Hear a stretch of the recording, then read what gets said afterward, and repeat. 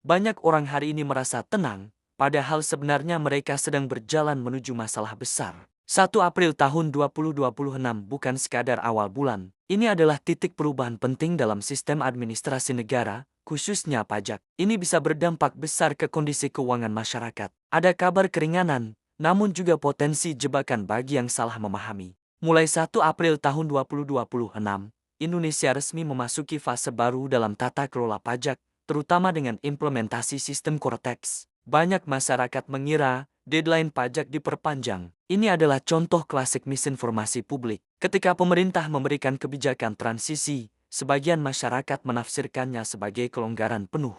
Padahal, yang berubah bukan kewajiban, melainkan hanya konsekuensi sanksinya. Ini menunjukkan literasi finansial masyarakat masih rendah. Fakta sebenarnya, batas pelaporan SPT tetap 31 Maret tahun 2026. Namun, denda dihapus sampai 30 April tahun 2026. Artinya, ini bukan perpanjangan deadline, melainkan grace period tanpa penalti. Kebijakan ini dilakukan karena ada sistem baru, ada potensi gangguan teknis, dan dibutuhkan waktu adaptasi masyarakat. Namun, kebijakan ini juga menciptakan efek psikologis. Orang cenderung menunda, menumpuk pekerjaan di akhir periode, dan risiko sistem overload meningkat. Ini dikenal sebagai procrastination under perceived safety. Secara teknis, Anda memang tidak kena denda sampai 30 April. Tapi secara praktis, sistem bisa overload. Error massal bisa terjadi, akses ke Cortex bisa terganggu. Fenomena ini hampir selalu berulang setiap tahun di sistem administrasi digital. Deadline mendekat,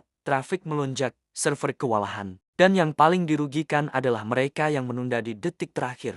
Jadi, risiko terbesar bukan denda, melainkan kegagalan sistem saat Anda paling butuh akses.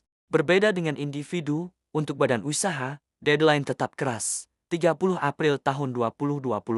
Tidak ada ruang kompromi. Ini menunjukkan perbedaan pendekatan pemerintah, individu diberi ruang adaptasi, badan usaha dituntut profesional dan siap sistem. Kenapa? Karena badan usaha dianggap memiliki sistem pembukuan, tim administrasi, dan akses ke konsultan. Namun realitanya di lapangan, banyak UMKM masih belum siap, pembukuan belum rapi, digitalisasi belum optimal. Inilah celah risiko terbesar bagi sektor usaha kecil menengah. Di tengah tekanan pajak, ada dua kebijakan penting yang justru membuka peluang, diskon BPJS ketenaga kerjaan 50% untuk pekerja mandiri, petani, pedagang, freelancer. Ini adalah langkah strategis pemerintah untuk meningkatkan inklusi jaminan sosial, menarik sektor informal masuk ke sistem formal. Dengan biaya lebih murah, barrier to entry jadi turun drastis. Peluang kedua, pelatihan vokasi nasional batch 1. Program ini resmi dibuka 1 April tahun 2026.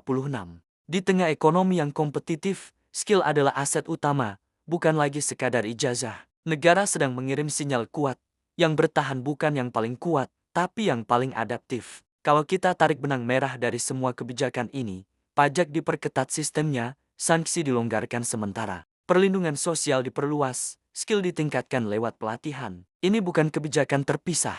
Ini adalah bagian dari transformasi ekonomi nasional, dari informal ke formal, dari manual ke digital, dari konsumtif ke produktif. Jika diringkas, ada 4 langkah yang harus dilakukan sekarang.